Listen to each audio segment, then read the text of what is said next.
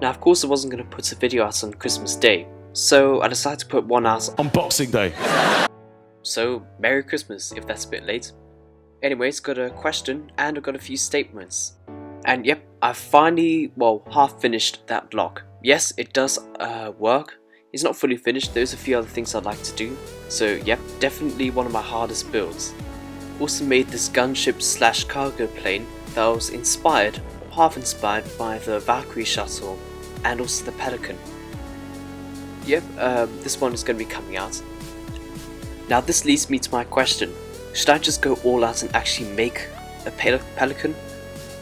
I'd love to hear your thoughts in the comments below. Also, all the models that I showed in the video before are still coming out. I just decided to put more on my plate because I'm not a real smart person. Anyways, till then.